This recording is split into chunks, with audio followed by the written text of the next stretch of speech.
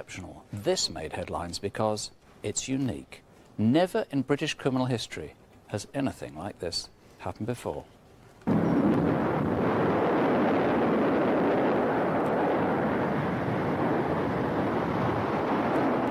did a year at Bristol University during Freshers' Week to say I've joined some clubs, including skydiving, and he knew what we'd think.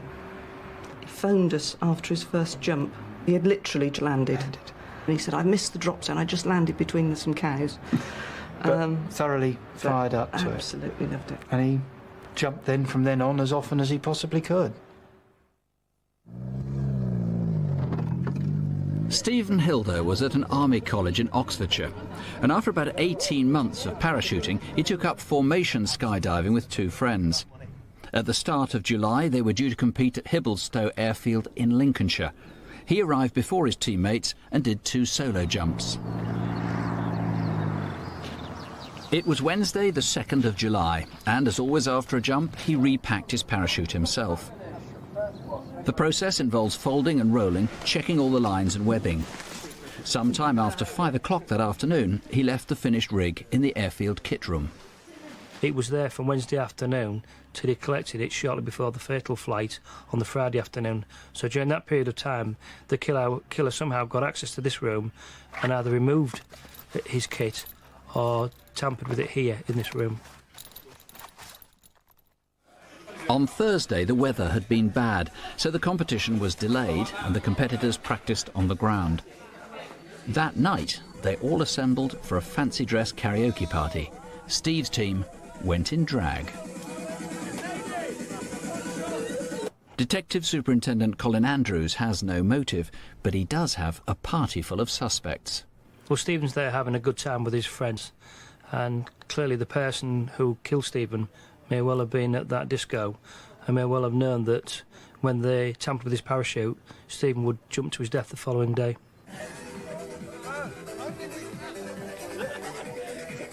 It was a really good evening, and sort of everyone was dressed up and looking stupid, so... And Steve was having great fun standing up for the karaoke, and that was just him standing up to just make a fool of himself. Yeah, everyone was still having fun. It was sort of closing down around about 2:30, and I left just while the DJ was saying that it was going to be shutting down in a few songs, and Steve stayed around till the end. In relation to the party, we need to trace everybody who was there. We know during the week there were 200 to 300 people who attended the site. If we trace all the people, then we will trace the murderer. Steve had his own car up and he was just sleeping in that. We got the tannoy announcement saying that we were sort of going to be going up. Once we got our kit on, we go to the main area where we kit check each other. On that day with Stephen's kit, everything was absolutely normal. Whoever did it knew exactly what was and wasn't checked. While we were waiting to get on the plane, we just went through the dive we were going to do, made sure everything was clear in our heads, and just had a laugh and joke around before we got on the plane. The police and Steve's family have given this footage to Crimewatch in the hope it might prick someone's conscience. This is the moment Steve jumped from 13,000 feet with his sabotaged parachute and a sabotaged reserve. The actual dive was the best dive we'd ever done. And there was a point in the dive that we all just made eye contact and could just tell that we were all really happy and knew that we were doing really well.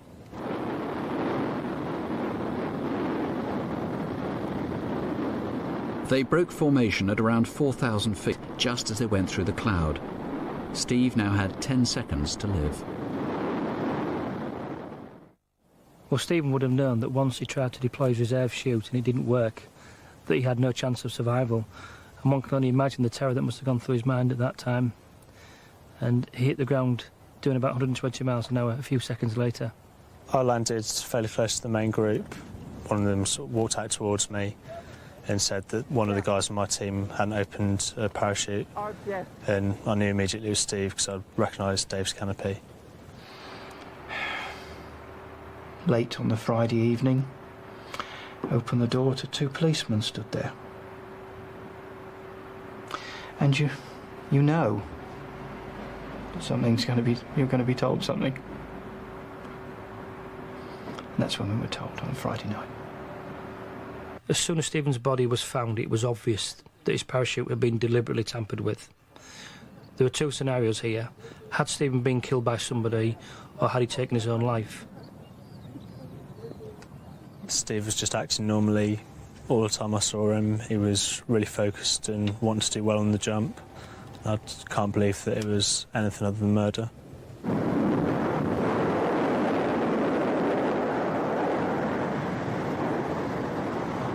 Colin Andrews, was this aimed at Stephen? Could it have been a random attack? Well, I'm not in a position to rule out a random attack, but my gut feeling is that Stephen was killed by someone that he knew, someone that he'd met at Hibblestone last week, and for whatever reason, somebody who had a grudge against him.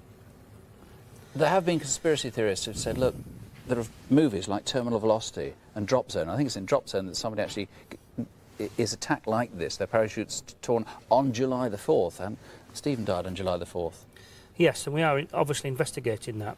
What I'm interested in is not the films, but any skydiver who had a particular interest in those sorts of film, and more importantly, was at Hibblestone last week, because there's no doubt at all that during that week the murderer was present at Hibblestone and the parachute was definitely sabotaged at the site at Hibblestone. Now, you're pretty confident you must talk to everybody who was there at the Collegiate Week skydiving?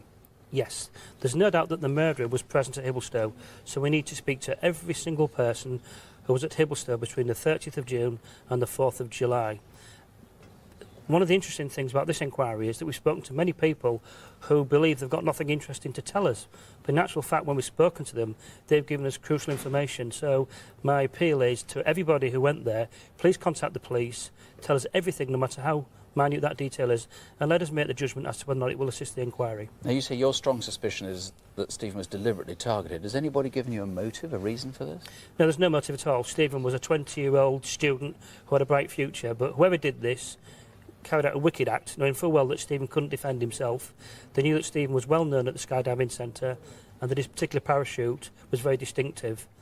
We need to catch this person very quickly. So anybody who heard an argument that took place that week, heard somebody being slighted by him, somebody taking offence at something he said? I mean, it could be as minor as that, could it? It could be absolutely anything, yes. It could be a minor argument, a minor disagreement, anything at all. And presumably the killer will have acted oddly or angrily or something beforehand, or perhaps afterwards, or maybe even will have confided in someone. Absolutely. Certainly we were interested in people who went to Hibblestone who acted strangely before the killing or after it. And certainly, in my experience, many murderers do actually confess their crimes to a third party. And clearly, if that third party is watching this programme now, I would say, look at that film, think of Stephen's parents, think of Stephen and come forward and tell us what you know. The police are hopeful that DNA might help them solve this case, which would mean that it's very easy to eliminate people. Come forward, please, if you heard anything, and if you were there at Hibblestone for that Collegiate Week. The police need to find you. Just come forward, please. I said this case was unprecedented in Britain. It has been tried before. In April, a Marine in the United States was charged with 13 counts of attempted murder after sabotaging the parachutes of his colleagues. But fortunately, he didn't tamper with the reserve chutes too, so nobody died. Stephen Hilder's killer was more thorough and cold-blooded. Call us or call the incident room on 01 724 274 260, or you might contact us by email through our website bbc.co.uk/crime.